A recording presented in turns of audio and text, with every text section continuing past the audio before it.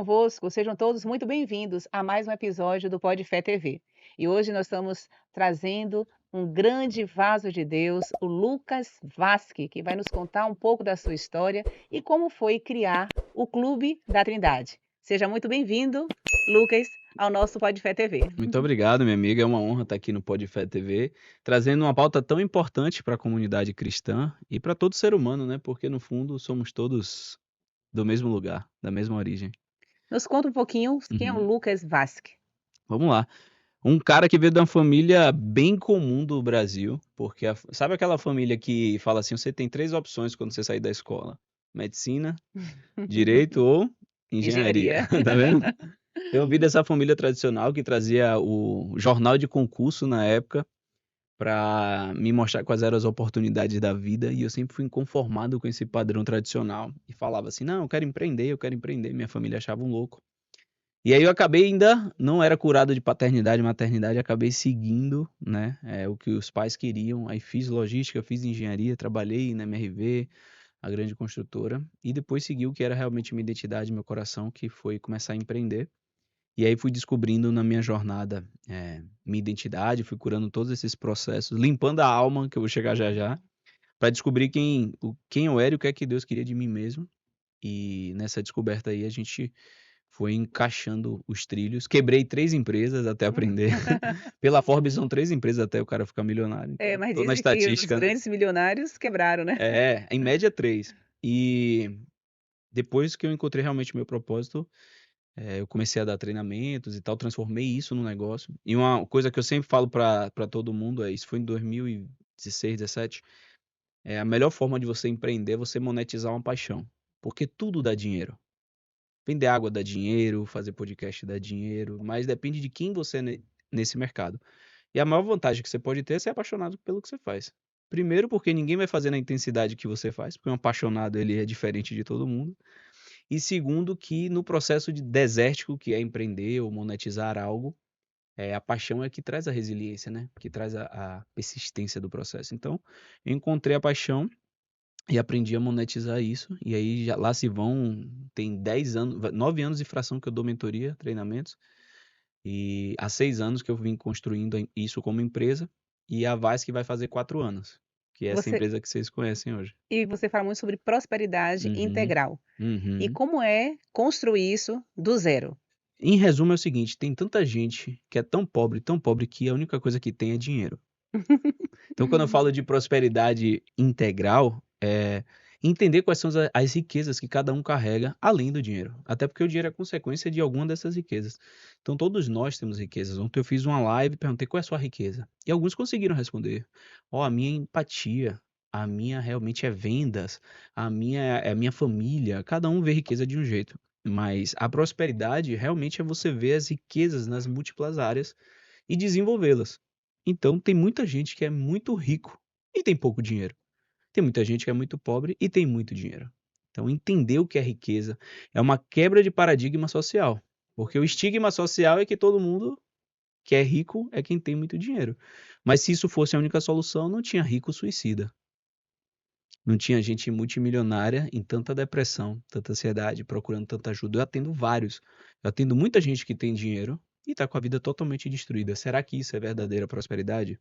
Então a prosperidade, integral, ela envolve vários elementos, não só o dinheiro. Muitos dizem que é ausência de necessidades, né? E Uhum, necessidades a gente fala em várias áreas de nossas vidas. perfeito. E nessa sua caminhada, quando você começou a despertar sobre essa diferença entre riqueza, Uhum. né, e dinheiro, o que é realmente ter uma riqueza, qual foi o momento mais difícil que você enfrentou ou ainda enfrenta momentos difíceis? Eu entendi um pouco do que é riqueza com a mãe de uma mentorada minha, olha que interessante. Já que aqui é um podcast cristão, estou em casa. Eu fui líder de célula e passei o período todo que eu fui líder de célula, assim, mais de 2 anos, tinha um pedido de oração. E aí toda vez o pessoal pedia tudo, cura do câncer, dinheiro, apartamento, casamento. Eu escrevia sempre a mesma coisa no papelzinho: sabedoria. Porque eu entendi na palavra que sabedoria era a principal riqueza. E que Salomão era um cara muito rico, então ele não Porque era era muito besta. sábio. Porque era muito sábio, então eu liguei logo que o principal era sabedoria, porque além de dinheiro, me traria uma série de benefícios. E o interessante é que, pedindo tanto sabedoria, Uma vez eu estava numa casa da mãe dessa mentorada em Sauípe, ela olhou pra mim, começou a chorar, eu bem mais novinho. Ela falou: Lucas, eu admiro demais sua riqueza. E naquele dia eu estava com a conta negativa do banco, não tinha construído nada ainda, Porque associa logo ao dinheiro. porque eu associei o dinheiro e ela me deu uma aula. E ela chorando falou: Cara, eu queria ter um filho assim, com essa riqueza. Aí eu falei: O que, minha tia, que você vê de riqueza em mim? E ela falou: A sua sabedoria. Com a sua idade você tem uma sabedoria e tal. Eu comecei, ali eu falei: Começou a Cara, despertar. quanto tempo eu pedi sabedoria E não sabia que já tinha. e não sabia que já tinha. E muito do que hoje eu desfruto, como construção de negócio, como atendimento, etc., vem da sabedoria, que é uma inteligência que não é nossa, É divina. é divina e é acessível para todos. Então, eu não sei por que que as pessoas não buscam isso, Não acessam, não né? acessam isso, né? Mas para acessar tem que buscar e de todo o coração. Então tem uma jornada aí pra gente discutir. Amém. Uhum, A gente vê várias pessoas sonhando, uhum, mas poucas pessoas realizam, uhum, conseguem de fato concretizar um sonho. uhum. Qual a diferença entre os que sonham e os que de fato realizam? A diferença primeiro é o crer, né? E as pessoas acreditam que crer, muitas vezes, é crer em Deus, mas esquecem que crer também é crer em si. E é aí que está o gargalo.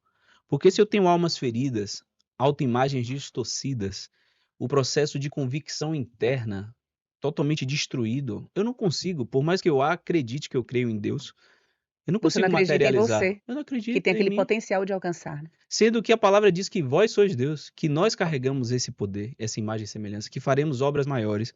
A palavra o tempo todo reforça que somos capazes de, mas onde é que está o gargalo aí? As pessoas não acreditam nelas. E onde habita o medo, não habita a fé. Não adianta você falar, sou uma mulher de fé. Sim, mas o medo impediu você de agir? Qual é a principal arma que o diabo tem? Alienação e medo. Então, se você está dizendo, eu tenho um sonho e acredito que Deus vai realizar. Sim, meu amor. E você vai realizar? Não, se depender de mim, tá tudo na mão de Deus. Porque não acredita em si. Então o problema tá na alma. Porque senão não tinha nenhum ateu rico, não tinha nenhum ateu realizando o sonho. Porque o princípio é o mesmo. Nós somos capazes de ir. E o interessante é que Jesus, ele fala assim: Eu sei quem eu sou, eu sei de onde eu vim, eu sei que é meu pai. Isso é muito E sei para forte. onde eu vou, né? E sei pra onde eu vou. E detalhe nessa história é que ele conseguia falar assim: Pessoal, vocês estão preocupados com o dinheiro? Tá ali na boca do peixe. Então ele tinha acesso à riqueza o tempo todo. Porque ele sabia a capacidade dele. Então, o que é que eu vejo que falta nas pessoas para realizar sonhos? Saber a capacidade. Sabe por quê? Deus opera milagres conforme a sua capacidade, conforme os talentos que você multiplica. Então, se você não desenvolve capacidades na terra, não adianta. Não vai acontecer. Pode dobrar seu joelho no altar, não vai acontecer. Eu garanto a você que não vai acontecer. Por quê? Porque é conforme a sua capacidade. Porque até um que Os tinha talentos. e não multiplicou, até o pouco que lhe foi dado, lhe será tirado. Então E depende tem a muito da parábola dos gente. talentos que nos trata, nos revela muito bem sobre isso, né? E aí tem um perigo, porque o cara que tá na igreja pensar, então só depende de mim, aí vai pra autossuficiência. E aí também, Esquece da dependência. também cai do cavalo. Então é uma linha tênue entre o quanto eu dependo de Deus e o quanto eu dependo de mim. Mas, qual é a frase que resume isso, que mudou minha vida? Eu trabalho como se Deus não existisse, mas eu oro como se tudo dependesse dele. Amém. Então concilie esses dois e nisso Deus vai provando a presença dele, a obra dele, mas eu também vou provando a minha capacidade, a minha coragem, a minha ação.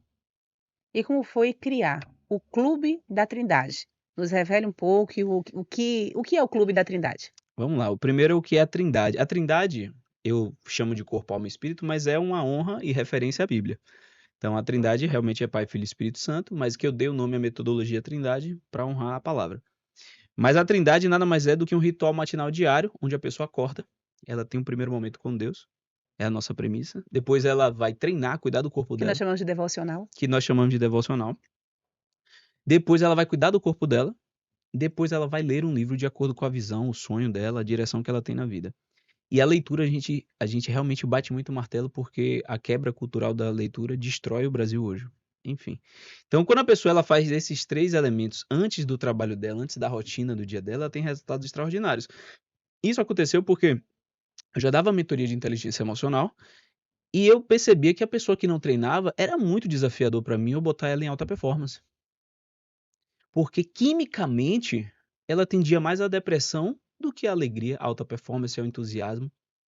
porque quimicamente ela estava desfavorável. E o treino gera uma alteração química, uma sopa química interna. A gente está falando de ocitocina, de endorfina, de serotonina. Então eu comecei a integrar o corpo como um hábito necessário. Depois eu comecei a integrar a parte espiritual também, porque tem inteligência que não vem da gente. E aí quando eu comecei a passar isso para todos os alunos e mentorados, que eu cuidava só de alma, quando eu comecei a passar para todos eles, os resultados foram extraordinários. Gente saindo de 1.600.000 de dívida, perdendo 56 quilos. Gente saindo do home office para 9 colaboradores em 6 meses. Gente prosperando 3, 4, 5, 7 vezes em um Começando ano. a ver resultados reais. Reais. Aí um deles virou em 2020 e fez assim, cara, mudou minha vida esse método seu. Por que que a gente não faz todo mundo junto? Eu falei, todo mundo que ele? Todos os seus alunos. Aí foram 30 pessoas em 2021. 2022 já tinham 60, nasceu o Clube da Trindade.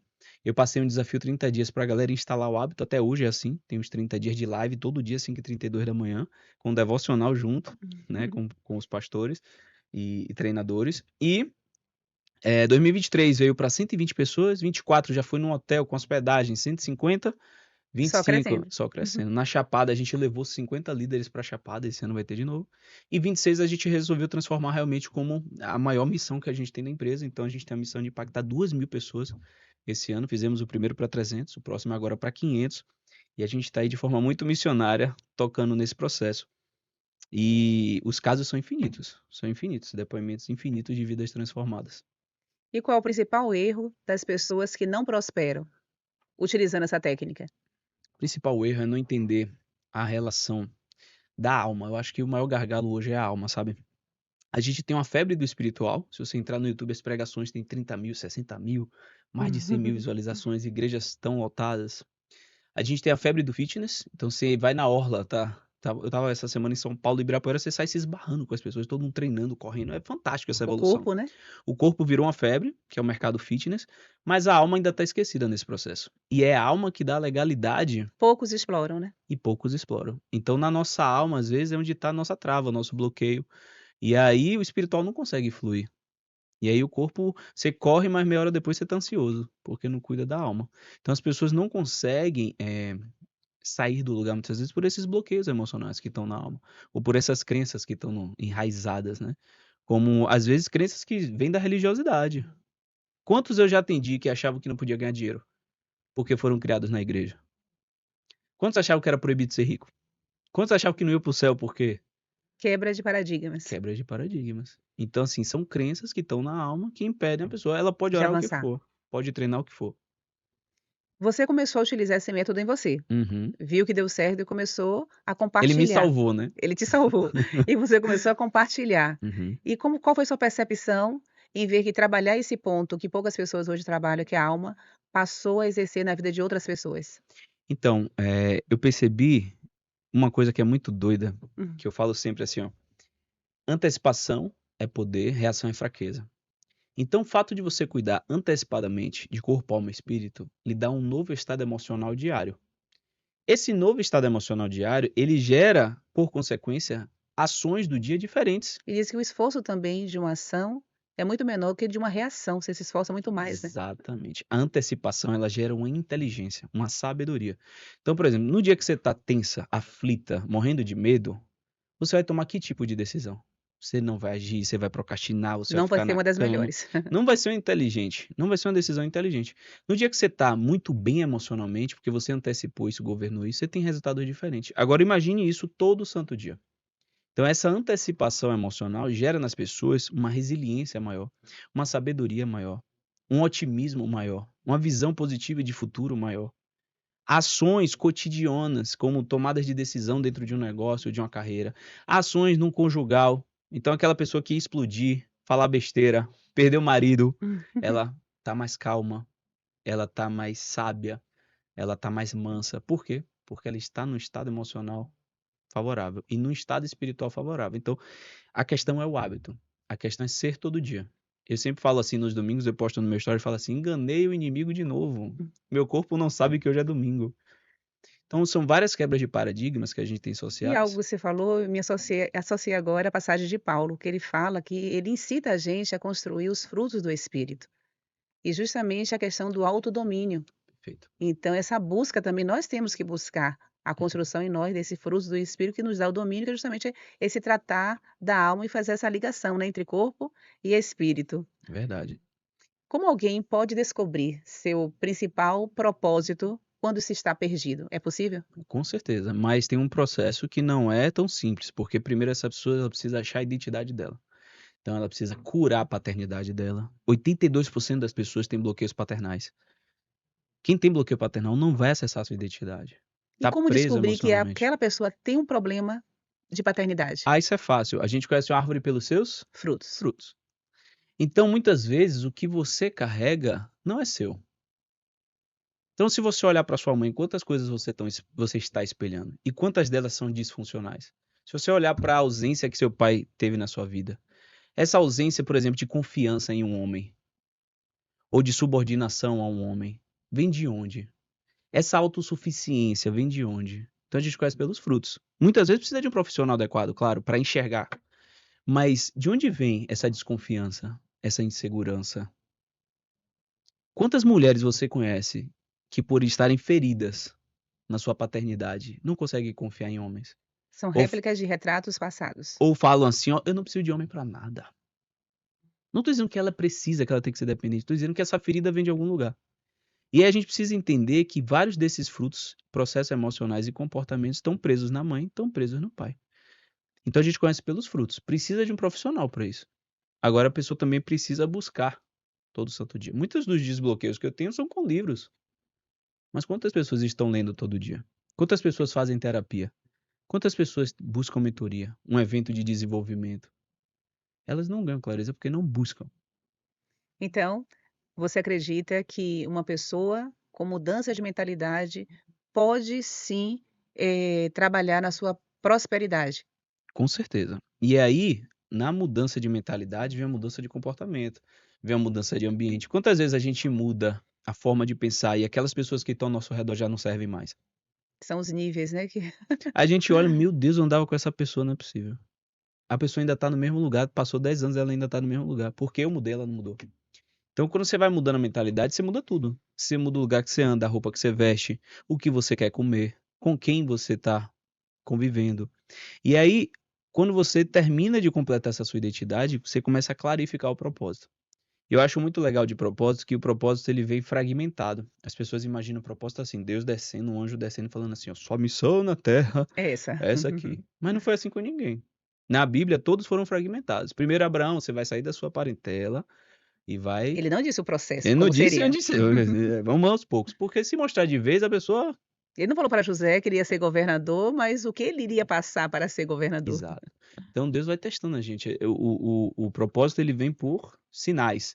Aí você vai cumprindo as etapas ali, ele vai clarificando de acordo com sua identidade. Qual foi a maior transformação que você já testemunhou como fruto desse trabalho?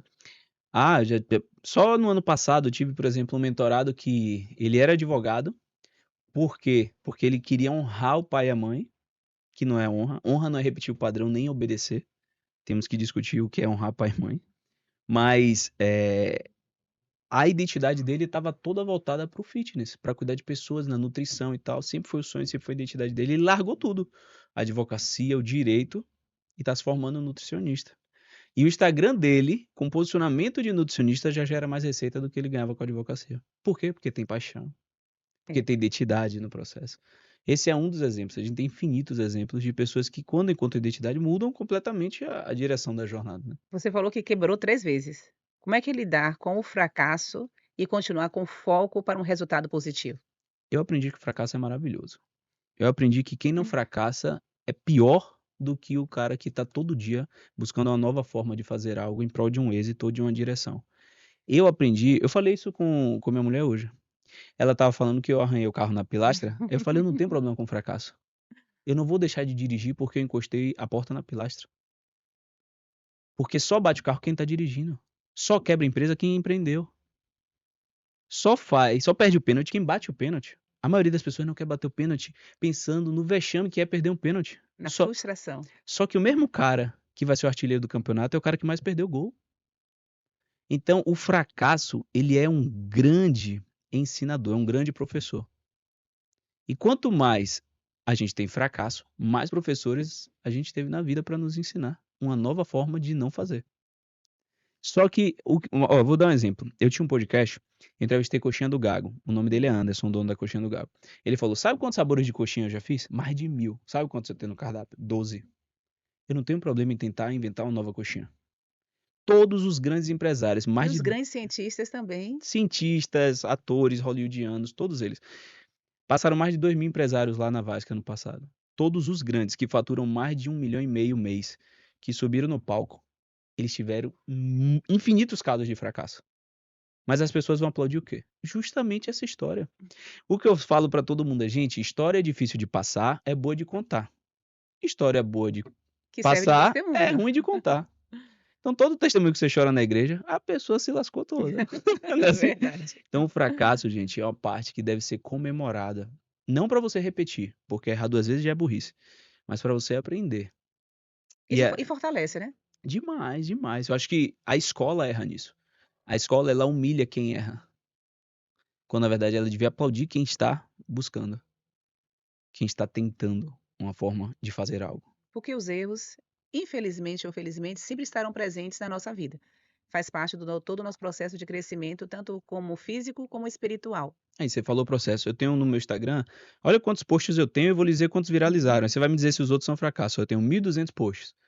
Eu devo ter uns 8 que viralizaram. Significa que 1.192 foram fracassos? Claro que não, foi processo Para você chegar para chegar no nesse resultado. resultado. É isso, cara.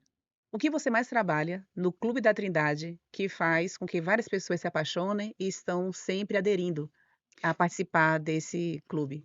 A gente tem um lema lá que é o contágio existe. Então a gente acredita muito na osmose da convivência. O que seria isso?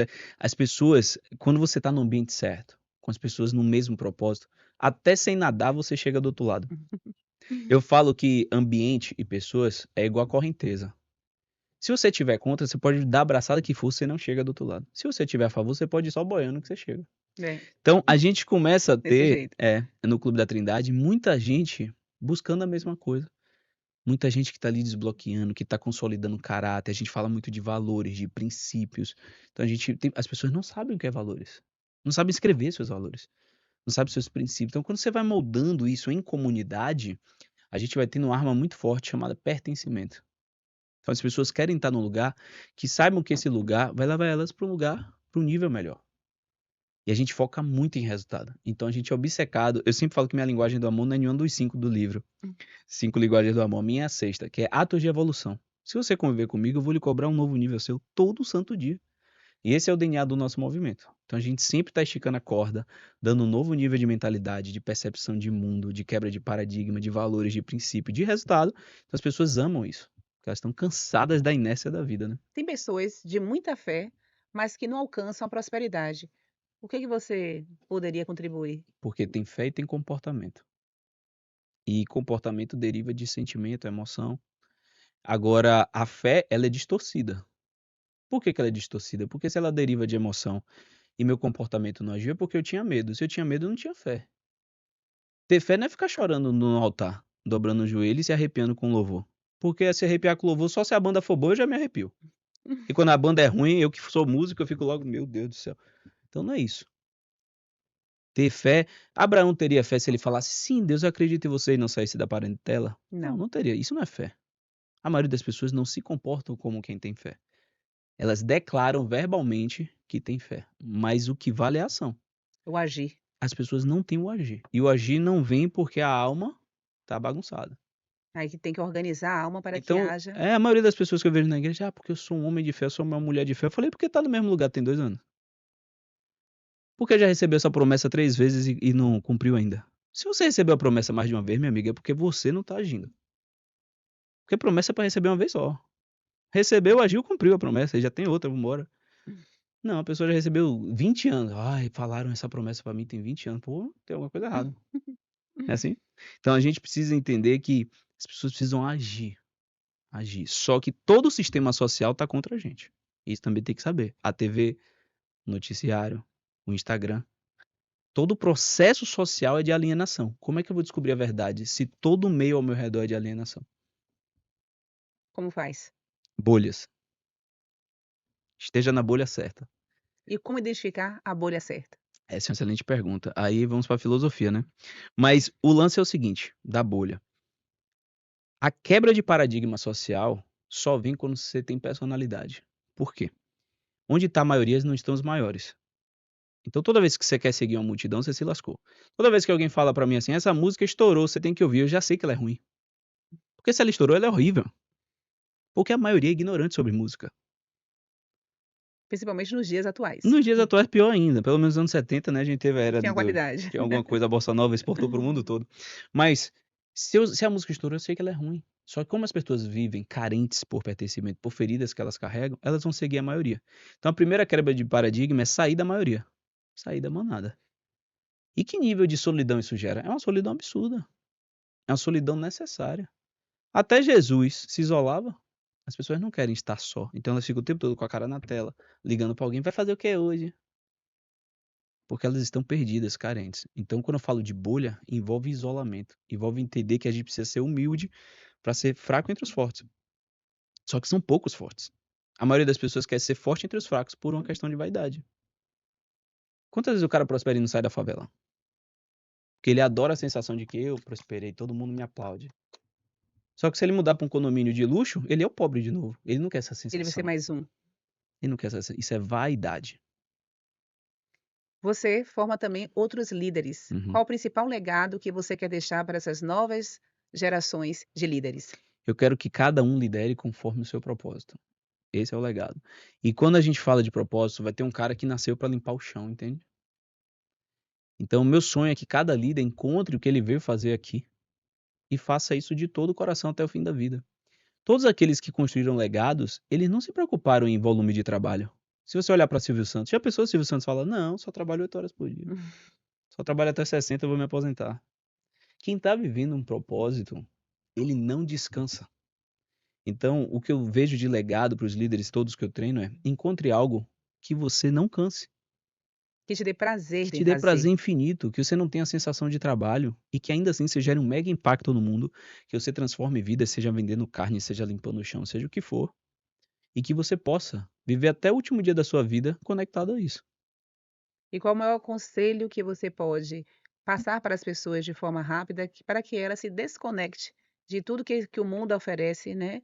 Que nós chamamos de futilidades, e Uhum. passe a se conectar com algo maior. Em primeiro lugar, precisa ter um mapa. Eu sempre falo assim, ó, seu pai e sua mãe não foi quem lhe criou. Seu pai e sua mãe são um revendedor autorizado. Mas quem lhe criou foi outra pessoa e essa pessoa deixou um manual. Esse manual tem que ser lido. Ali estão as regras do jogo. Então todo mundo tem que buscar incessantemente entender essas regras do jogo. Esse é o primeiro ponto. E segundo, durante toda a vida, jamais ache que você chegou em algum lugar. A partir desse momento, sua curva que era ascendente passa a cair, porque a vaidade tomou você. Então outro dia um cara falou pra mim: "Lucas, estou impressionado onde você chegou." Eu falei: "Lugar nenhum. Não cheguei em lugar nenhum." E ainda fala assim: "Nem comecei ainda." Então, saber qual é o código-fonte para seguir e segundo, buscar de todo o coração durante toda a vida este código, para que essa pessoa se torne incansável no seu processo de evolução. Se você fosse deixar uma última mensagem para o mundo, qual seria essa mensagem? Você pode sempre muito mais do que você imagina. Sempre muito mais. Você sempre está 10% da sua potência. É impressionante isso. Eu sempre falo para fechar isso, contextualizar, você acha que você é forte. Até o dia que seu filho para debaixo de um carro e você levanta um carro. Naquele dia você descobre que você é capaz de levantar um carro. Então a vida muitas vezes mostra na dor o quanto nós somos fortes. Se a gente já partir do pressuposto que a gente sempre está rodando abaixo da nossa velocidade, do nosso potencial, a gente se torna realmente um gigante na Terra. Então, a mensagem que eu tenho para dizer para as pessoas é: acredite, você não está rodando nem a 10% do seu potencial. E você tem algum medo que te paralisa? Medo não, medo não. Eu tenho aflições algumas, mas medo não. Uma das aflições que eu tenho é de não dar conta, porque meu cérebro projeta tanta oportunidade, tanta coisa, que minha mulher fica colapsada em crise de ansiedade. Aí a gente tem algumas aflições. E qual é o maior legado que você quer deixar para seus filhos, para sua posteridade? Eu quero que meu nome tenha valor, né. Eu quero que quando as pessoas falarem de mim, meus filhos possam falar: "É meu pai, é meu pai". Tem uma passagem na Bíblia onde Moisés, ele resgata o povo, ele estava escravo, cativo no Egito, e leva o povo para ser um povo livre. E Uhum, durante essa passagem, eles se deparam com o Mar Vermelho. E o povo começa a acusar Moisés, né, uhum, porque ali estava diante do mar, eles todos iriam perecer. E uhum. atrás vinha o exército egípcio. Como você vê essa questão do povo e Moisés naquela situação? É simples, uma frase resume: a voz do povo não é a voz de Deus. Jamais será. E jamais será. Distinguir aquilo que aprendemos com a sociedade e com as pessoas que estão ao nosso redor do que é a voz de Deus é o grande desafio. Porque muitas vezes, por amor às pessoas, a pai, a mãe, a tudo, a gente vai ouvir essas vozes. Só que será que essa é a voz de Deus? Geralmente não é. Algumas pessoas falam em nome de Deus e nem são a voz de Deus. Imagine todo o resto. E eu sempre falo assim: você só precisa de pessoas falando a voz de Deus pra você porque você não se conectou direto. Vai chegar uma hora que você não vai precisar mais dessas vozes. Pode aparecer um outro na sua vida, glória a Deus, beleza, intercessor, Uhum. profeta, tudo. Mas você será mesmo que você está ouvindo a voz de Deus? Então, quebrar esse paradigma de que a voz do povo é a voz de Deus, que é uma grande mentira, é algo necessário e Moisés acertou nessa, né. Agora Deus ainda pediu 3 ações. Lembra que eu falo do comportamento? Sim. Uhum. Então ele teve que levantar, andar e bater o cajado. Uhum. Se ele falasse: "Eu sou um homem de fé", esse mar vai abrir e não levantasse, ele era um homem de fé? Não, ele demonstrou a dependência no Senhor. E a ação. Uhum. O que dizer das pessoas que agem por emoção, não têm uma vida Uhum. pela presença. Espera. Lucas, o que dizer das pessoas que agem por emoção, que dizem estar falando em nome de Deus, mas não têm uma vida pautada nos princípios, nos valores Uhum. que a Bíblia nos diz como seguir? Simples também essa. O ferido fere, o curado cura. Por mais que a intenção seja positiva, porque todo ser humano tem intenção positiva, aquele que é ferido, ele vai ferir.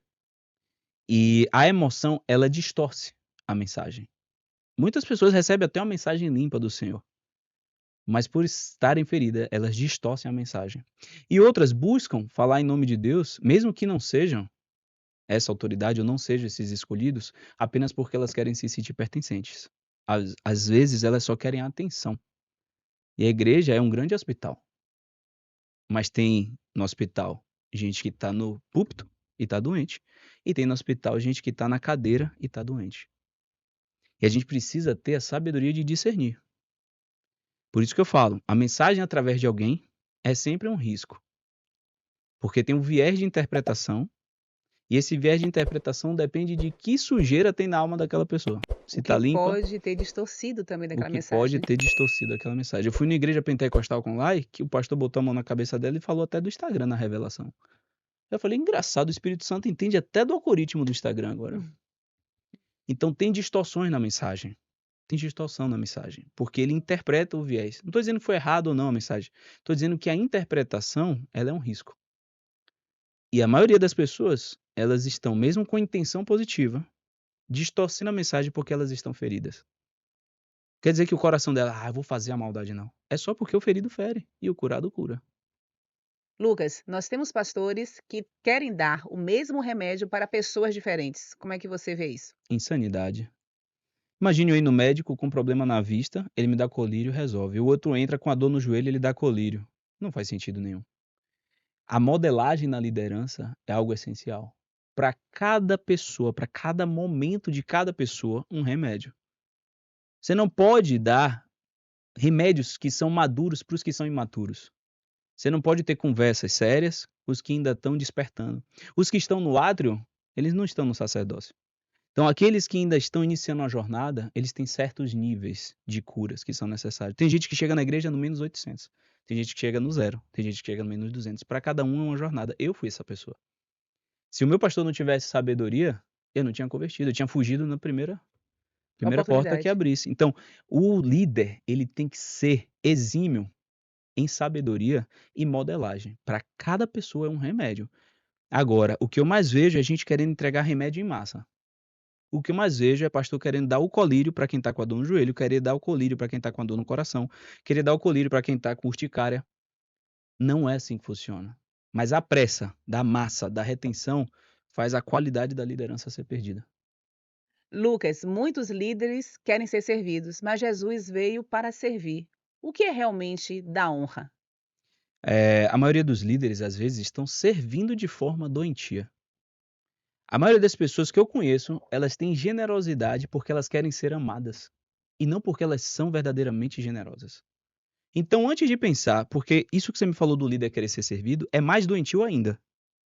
E ainda assim, alguns dos que servem, servem porque eles querem ser aceitos, reconhecidos e amados. Se Jesus fosse servir porque esperava o aplauso, coitado. Isso é a falta de identidade. A maioria dos líderes estão servindo com aquela sensação de que eu sou generoso, de que eu sou o grande servo, inclusive não deveria ser servo, deveria ser filho, que é um outro assunto, porque eles estão doentes. E aqueles que ainda esperam ser mais servidos do que servir são mais doentes ainda. Simon Sinek tem um livro que fala Líderes se servem por último. É fantástico esse livro, que mostra que culturalmente nas empresas os líderes que mais performam são os que nem aparecem em evidência no palco. São os catalisadores da cultura. São os bastidores, né? Só que só chega nesse nível de servidão, sem reconhecimento, sem gratidão, sem acolhimento, aqueles que são verdadeiramente curados. Porque os que não sabem quem são, precisa de um reforço. Precisa que alguém fale assim: "Uau, você é incrível, você lavou meu pé". Precisam estarem sempre impulsionados, E aí né? fica a pergunta: você está lavando o pé porque você quer que alguém fale: "Uau, esse cara é super humilde"? Ou porque você é realmente discípulo de Jesus? Ou porque você realmente é filho? Porque a igreja está cheia de servo, mas tem poucos filhos.